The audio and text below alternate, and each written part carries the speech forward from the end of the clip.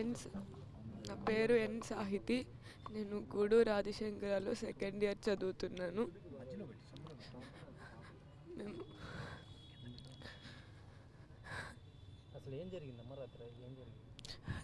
నేను పడుకోన్నాము, తినేసి పడుకోన్నప్పుడు అక్క కూడా పడుకొనే ఉండింది నాతో పాటు.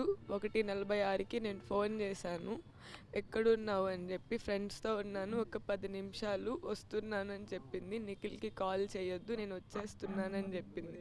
అమ్మన్న నేను ఇంకా నిద్రపోయాను. 3:33కి మళ్ళీ కాల్స్ వస్తూ ఉంటే కంటిన్యూస్గా అమ్మని కాల్ లిఫ్ట్ చేశా. 3:35కి కాల్ లిఫ్ట్ చేసి, మీ అక్క ఇక్కడ ఉంది, మీ అమ్మకు ఫోన్ చేసి వచ్చి తీసుకొని పోండి అని చెప్పాడు నిఖిల్.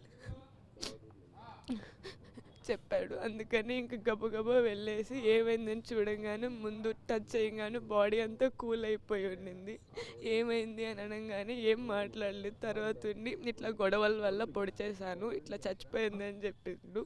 అందుకని నాకు ఇంకేం అర్థం కాక కిందకు వచ్చి మా అమ్మకి కాల్ చేస్తుంటే సర్వర్ అన్రీచబుల్ అని వచ్చింది. మా బాబాయ్ గారిని కాల్ చేస్తే ఆమెను వచ్చారు, చూశారు.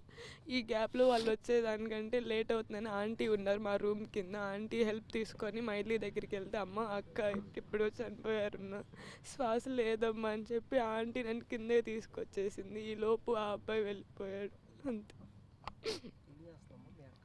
బీఫార్మసీ కంప్లీట్ అయిపోయింది. బెంగళూరులో అమెజాన్లో జాబ్ చేస్తూ ఉంది.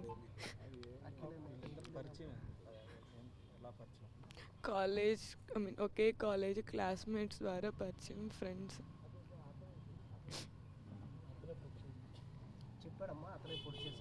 చెప్పాడు.